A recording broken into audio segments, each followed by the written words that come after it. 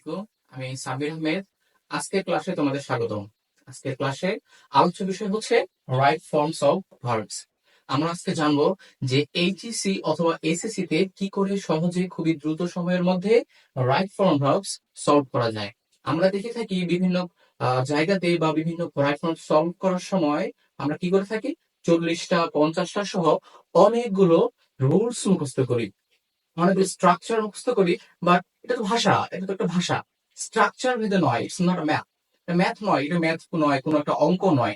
আমাদের কি করতে হবে, এগুলো টিপস এন্ড ট্রিক্স এর মাধ্যমে সমাধান করার চেষ্টা করতে হবে। তো আজকে আমরা চেষ্টা করব রাইট ফর্ম ভার্বস কিভাবে কম সময়ে দ্রুত সময়ের মধ্যে আমরা এগুলো সলভ করতে পারি। তো অর্থাৎ রাইট ফর্ম ভার্বস সলভ করার সময় প্যাসেজে যদি কখন আমরা মোডাল ভার্ব পাই, তাহলে আমরা কিভাবে সেটা সলভ করব।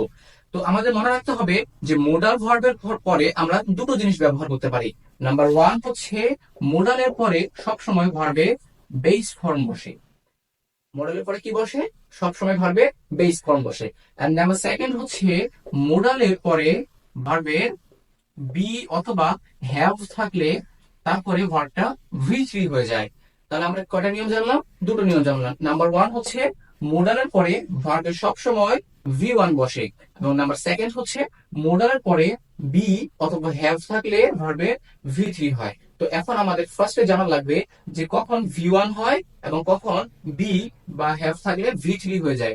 এবং তোমরা অনেক সময় লক্ষ্য করে থাকবা যে মোডালের পরে আমাদের বি হ্যাভ দেওয়া নাই, বাট আমাদের সলভ করার সময় বি দিয়ে হ্যাভ ভি3 করা লাগে বা হ্যাভ দিয়ে ভি3 করে আমাদের প্যাসেজটা সলভ করা লাগবে। তো এটার জন্য আমরা একটা জিনিস মনে রাখতে পারি। আমরা ছোটবেলায় একটা সেন্টেন্স পড়তাম যে আই ইট রাইস। তো এই বাক্যটাকে আমরা বলি হচ্ছে অ্যাক্টিভ সেন্টেন্স। এর আরেকটা প্যাসিভ ফর্ম হচ্ছে rice is eaten by me. আচ্ছা, এখন আমরা লক্ষ্য করি দুটো বাক্যে আমাদের দুটো ভার্ব রয়েছে। ভার্ব দুটো হচ্ছে আমাদের ইট। ভার্বটা কি? ইট।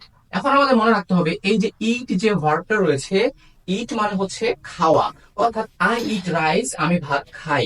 এখানে যে খাই, খাইকে আমি, অর্থাৎ সাবজেক্ট। তার মানে মনে রাখতে হবে ভার্ব কে যে কার্য সম্পাদন হয় সেটা যদি সাবজেক্ট করে, তাহলে সেই সেন্টেন্সটাকে আমরা বলবো অ্যাক্টিভ। সেটাকে আমরা বলবো হচ্ছে অ্যাক্টিভ। আরেকটা কথা মনে রাখতে হবে, ভার্বের কার্য সম্পাদন যদি সাবজেক্ট না করে, ভার্বের কার্য সম্পাদন যদি সাবজেক্ট না করে, তাহলে সেই বাক্যটাকে আমরা বলবো প্যাসিভ। সেই বাক্যটাকে আমরা কি বলবো? প্যাসিভ। ক্লিয়ার? আশা করি সকলে বুঝতে পেরেছো। তো এখানে আমাদের মনে রাখতে হবে ভার্বের কার্য সম্পাদন যদি সাবজেক্ট করে, তাহলে সেটাকে বলবো অ্যাক্টিভ। এবং ওই সকল বাক্যে মোডাল যুক্ত যে বাক্যগুলো রয়েছে তাদের পরে বসবে ভি1। তাদের পরে বসবে কি? ভি1। যেমন আমরা মোডাল দিয়ে বুঝতে পারি যে আই ক্যান ডু ইট। যদি আমরা এই একটা বাক্য লিখি, আবার এটা যদি প্যাসিভ করি, তাহলে আমরা কি জানি? It can be done by me. আচ্ছা, দেখো আমরা এখানে দুটো জিনিস দেখতে পারলাম যে এখানেও মোডাল রয়েছে, এখানেও মোডাল রয়েছে। এখন এই যে ডু হচ্ছে আমাদের ভার্ব, এই ডু করা, এই কাজটা করে কে? কাজটা করে হচ্ছে সাবজেক্ট। তার মানে বাক্যটা হচ্ছে আমাদের অ্যাক্টিভ। তার মানে বাক্যটা কি? অ্যাক্টিভ। আর এখানে দেখো ডান, এই যে কাজটা, এই কাজটা করে কে? এই কাজটা ইট। এই কাজটা ইট করে? এই কাজটা ইট করে না। তার মানে কার্য সম্পাদন সাবজেক্ট করে না। তাহলে আমরা এই সকল বাক্যগুলোকে বলবো প্যাসিভ। তো এই যে নিয়মটা আমাদের এখানে মনে রাখতে হবে, মোডালের কার্যক্রম যদি, ভার্বের কার্যক্রমটা যদি আমাদের সাবজেক্ট সম্পন্ন করে, তাহলে সেই সকল মোডালের পরে ভার্বে ভি1 হবে। আর যে সকল বাক্যে ভার্বের সকল কার্যটা সাবজেক্ট সম্পাদন করবে না, সে সকল সেন্টেন্সকে আমরা বলবো প্যাসিভ, এবং তাদের পরে বি বা হ্যাভ বসবে। তো চলো আমরা কয়েকটা সেন্টেন্সের মাধ্যমে, এক্সাম্পলের মাধ্যমে বুঝে নেওয়ার চেষ্টা করি আসলে কি হতে পারে। আমরা একটা এক্সাম্পল লিখি যে হি ক্যান সলভ ইট। দেখো আমরা একটা বাক্য লিখছি, হি ক্যান সলভ ইট। এখন আমরা দেখবো এখানে সলভ, এই যে সলভ যেটা আছে, এই কার্যক্রম, এই যে কার্যটা আছে, এটা কে সম্পাদন করে? এই ক্রিয়াটা কে সম্পাদন করে? এই ক্রিয়াটা সম্পাদন করে কিন্তু সাবজেক্ট। কে সম্পাদন করে? সাবজেক্ট। এবং আমরা জানি যে ক্রিয়ার সম্পাদন যদি সাবজেক্ট করে তাহলে সেটা অ্যাক্টিভ হয়, এবং সেটা সেই সকল মোডাল ভার্বের পরে আমাদের ভার্বে V1 হয়। তাহলে এখানে আমাদের সলভ এর, তাহলে এখানে আমাদের সঠিক উত্তর কি হবে? সলভই হয়ে যাবে। আমাদের সঠিক উত্তর সলভ হয়ে যাবে। আবার দেখো, আমরা এই যে একটা বাক্য লিখছি যে it can be done by me, অর্থাৎ এখানেও দেখো এই যে ডান আছে, এই কাজটাকে সম্পাদন করে? সাবজেক্ট করে? করে না। অর্থাৎ এই বাক্যটাকে যদি যদি আমরা প্যাসেজ আকারে যেভাবে আমাদের আসে আমরা যদি সেভাবে লেখার চেষ্টা করি, তাহলে আমাদের কি হবে যে ইট ক্যান ডু ইট। আমরা যদি এই বাক্যটাকে দেখি যে এখানে দেখো ডু যে শব্দটা আছে যেটা আমরা এখানে লিখছিলাম, তো তোমাদের প্যাসেজে এইভাবে আসতে পারবে, এভাবে আসবে। তো এখানে দেখো ডু, এই যে ডু যে করা, এই করাটা কে করে? ইট করে? এই করাটা কিন্তু ইট করে না। ইট কিন্তু এই করাটা করে না। এই করাটা করে হচ্ছে অবজেক্ট। তার মানে বাক্যটা হচ্ছে আমাদের কি? প্যাসিভ। এবং আমরা জানি যে যদি কার্য সম্পাদন আমাদের সাবজেক্ট না করে তাহলে আমাদের নিয়ম হচ্ছে ওই সকল মোডালের পরে বি বা হ্যাভ দিয়ে তারপরে ভার্বের V3 হবে। তাহলে আমরা এখানে কি লিখতে পারি? ইট ক্যান বি, ডুয়ের V3 হচ্ছে আমাদের done. It can be done by me. Very simple. তার মানে আমরা আজকে প্রথম যে নিয়মটা জানলাম সেটা হচ্ছে মোডাল। মোডালের ব্যবহার দুটো এবং তার এক্সাম্পল দিয়ে আমরা খুব সহজেই মোডাল ভার্ব থাকলে রাইট ফর্ম ভার্বস সলভ করতে পারবো। এবার আমরা তারপরে নিয়মে যাই। এবার আমরা জানবো আমাদের 2 নম্বর নিয়ম। আমাদের 2 নম্বর নিয়মটা হচ্ছে প্রিপোজিশন।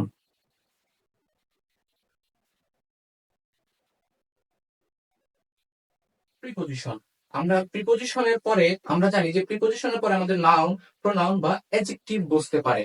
তো আজকে আমরা জানবো যে প্রিপোজিশনের পরে ভার্বও বসতে পারে। তো প্রিপোজিশন সময় যদি এর পরে যদি কখনো ভার্ব বসে তখন সে ভার্বের ফর্মটা কি হয়? তো এটার জন্য আমরা দুটো জিনিস মনে রাখবো।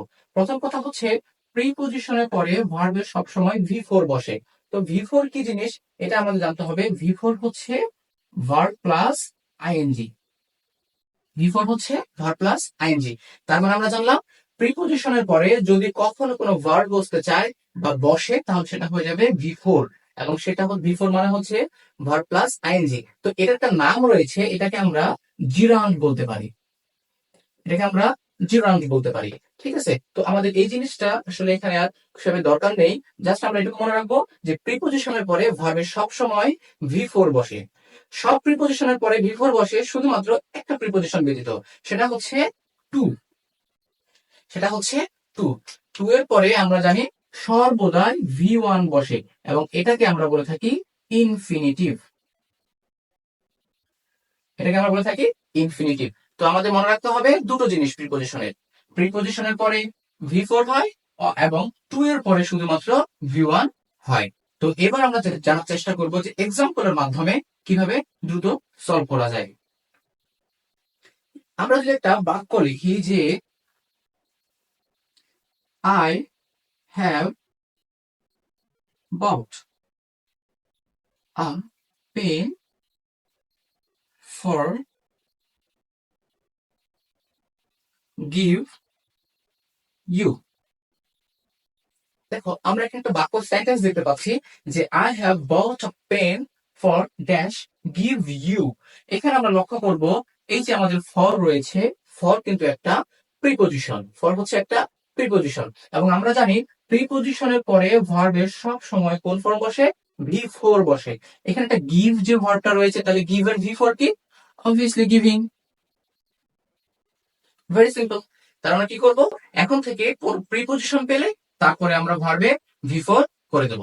আচ্ছা, তারপরে 2 নম্বর আবার বলা হয়েছে টু এর পরে V1 বসে, অর্থাৎ শুধুমাত্র টু এমন একটা প্রিপোজিশন যার পরে কখনো V4 বসে না, সবসময় আমাদের V1 বসে। তবে এখানে কিছু ব্যতিক্রম রয়েছে। আমাদের যেসব ফ্রেজাল প্রিপোজিশন রয়েছে, যেমন accustomed to, addicted to, adhere to, be used to, get used to, sustainable to, এই সকল টু জাতীয় ভার্বের পরে আমাদের V4 বসবে। বাকি সকল ক্ষেত্রে টু এর পরে শুধু টু, এবং যে সকল মোডালের পরে টু রয়েছে যেমন have to, has to, have to, or to, need to, dare to, এদের পরেও আমাদের V1 বসবে, যেটা আমরা একটু আগে আমরা 1 নম্বর নিয়মে জেনে গেছি। তো এখন আমরা দেখবো এই বাক্যটা আমরা কিভাবে করতে পারবো। আমরা যদি একটা সেন্টেন্স লিখি যে আই ইউজ টু সুইম। দেখো আমরা একটা সেন্টেন্স লিখছি যে আই ইউজ টু সুইম। এখন দেখো এখানে আমাদের কি আছে, টু। এখানে রয়েছে আমাদের টু। আমরা জানি টু এর পরে ভার্বের সব সময় কি ফর্ম বসে, ভি ওয়ান বসে। তাহলে আমরা টু এর পরে সুইম হচ্ছে একটা ভার্ব, তাহলে এর ভি ওয়ান কি, এর ভি ওয়ান হচ্ছে সুইম। তাহলে এখানে আমাদের বসবে আই ইউজ টু সুইম।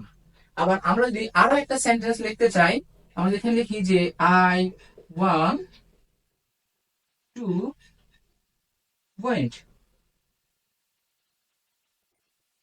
আমরা লিখলাম আই ওয়ান্ট টু ওয়েন্ট। এখন আমরা একটা দেখতে হবে যে আমাদের এখানে কি আছে, টু আছে। টু এর পরে আমাদের ভার্বের কোন ফর্ম বসে, ভি ওয়ান। ভি ওয়ান মানে হচ্ছে বেস ফর্ম। তো পরীক্ষার হলে তোমাদের পরীক্ষা যে কোয়েশ্চেনটা আছে সেটা তোমাদের বিভ্রান্ত করার জন্য, একটা কনফিউশনে ফেলানোর জন্য তারা অনেক সময় ভার্বের বিভিন্ন ফর্ম ব্যবহার করবে। বাট তোমাকে খুঁজে বের করতে হবে ভার্বের কোন ফর্মটা আসলে আমাদের এখানে বসবে। যেমন আমরা জানি টু এর পরে সবসময় ভি ওয়ান বসে, তার মানে টু এর পরে ভার্বে বেস ফর্ম বসে। কিন্তু এখানে ভার্বটা দেওয়া আছে ওয়েন্ট। ওয়েন্ট কিন্তু ভার্বের বেস ফর্ম না, ওয়েন্ট হচ্ছে গো এর পাস্ট ফর্ম। তাহলে এর বেস ফর্ম হচ্ছে গো। তাহলে টু এর পর আমরা জানি আমাদের ভি ওয়ান মানে বেস ফর্ম বসবে, তাহলে ওয়েন্ট এর বেস ফর্ম কি, গো। তাহলে আমরা লিখবো I want to go. I hope আমি বোঝাতে পেরেছি যে প্রিপোজিশন থাকলে আমাদের কিভাবে প্যাসেজ সলভ করা লাগে। তাহলে দুটো জিনিস শিখলাম, 1 নম্বর হচ্ছে মোডাল, 2 নম্বর হচ্ছে প্রিপোজিশন। এবার আমরা চলে যাই তারপরে নিয়মে। আমাদের 3 নম্বর নিয়ম হচ্ছে টু বি ভার্ব। 3 নম্বর নিয়ম হচ্ছে আমাদের টু বি ভার্ব। আগে আমাদের জানতে হবে টু বি ভার্ব কি জিনিস। আমরা টু বি ভার্বের সময় অনেকে অনেক ভাবে বলে যে টু বি ভার্ব হচ্ছে অনেকগুলো, আসলে না। টু বি ভার্ব হচ্ছে আমাদের মূলত 8টা। কয়টা, 8টা। যেটা আমরা টু বি ভার্বের একটা আলাদা ক্লাস আছে, তোমরা সেখানে দেখতে পারো, আমরা আলাদা ক্লাস সেটা নিয়ে নেব। তো এখন আমরা জানবো যে টু বি ভার্বের ব্যবহার কিভাবে করবো, অর্থাৎ রাইট ফ্রম ভার্বসে যদি কখনো টু বি ভার্ব পাওয়া যায় তাহলে কিভাবে সলভ করব। এরও নিয়ম হচ্ছে 2টা। 1 নম্বর নিয়ম মনে রাখবো যে টু বি ভার্বের পরে সব সময় কি হয়, ভি ফোর হয়। তোমরা জানো ভি ফোর মানে কি। আবার অনেক সময় টু বি ভার্বের পরে ভি থ্রিও হয়। অনেক সময় টু ভার্বের পরে কি হয়, ভি থ্রিও হয়। তো এটা জানার জন্য আমরা কিভাবে বুঝবো কখন ভি ফোর দেবো বা কখন ভি থ্রি দেবো। এর জন্য মনে রাখতে হবে টু বি ভার্বের সাবজেক্ট দিয়ে যদি আমরা মোডাল যেমন করে করছিলাম ঠিক সেম ভাবে টু বি ভার্ব যদি আমাদের অ্যাক্টিভ হয়, অ্যাক্টিভ সেন্টেন্সে যদি টু বি ভার্ব থাকে তাহলে আমাদের সেটা হয়ে যাবে ভি ফোর। এবং টু বি ভার্বের যে সেন্টেন্সটা আছে সেটা যদি আমাদের প্যাসিভে থাকে তাহলে সেটা হয়ে যাবে আমাদের ভি থ্রি। আই হোপ আমি বোঝাতে পেরেছি। যেমন আমরা যদি একটা এক্সাম্পলের মাধ্যমে বোঝার চেষ্টা করি তাহলে আমরা কি লিখবো যে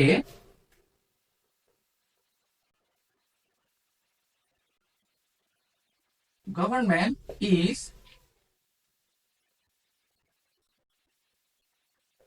ইম্পোর্ট সুগার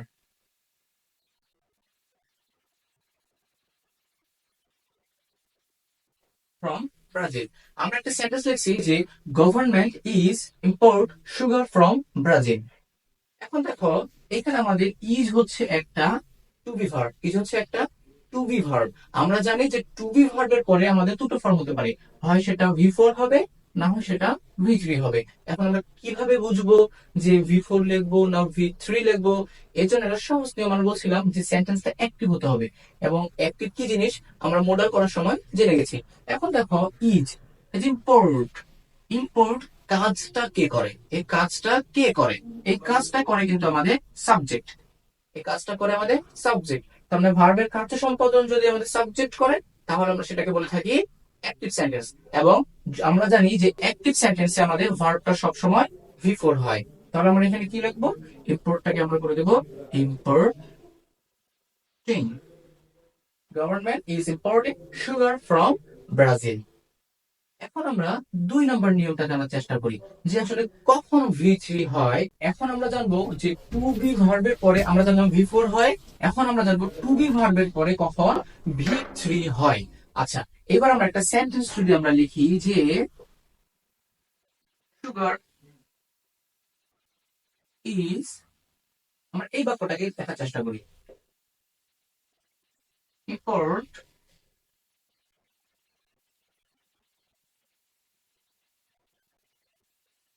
ফ্রম ব্রাজিল।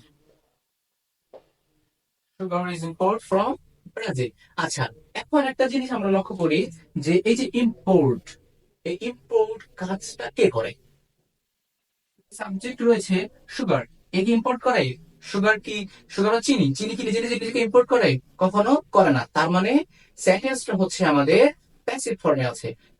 আমরা একটু আগে শিখেছিলাম প্রথম নিয়মে যে ভার্বের কার্য সম্পাদন যদি আমাদের সাবজেক্ট করে তাহলে আমরা সেটাকে বলি অ্যাক্টিভ, আর ভার্বের কার্য সম্পাদন যদি আমাদের সাবজেক্ট না করে তাহলে সেটাকে আমরা বলি প্যাসিভ। তাহলে এখানে ইম্পোর্ট হচ্ছে আমাদের প্যাসিভ ফর্ম, এবং আমরা জানি যে বাক্যে প্যাসিভ ফর্ম হলে আমাদের টু বি ভার্বের পরে V3 বসবে। তাহলে ইম্পোর্টটা আমাদের এখানে কি হয়ে যাবে, যে টু বি ভার্বের পরে V3 হয়ে যাবে, মানে ইম্পোর্টেড।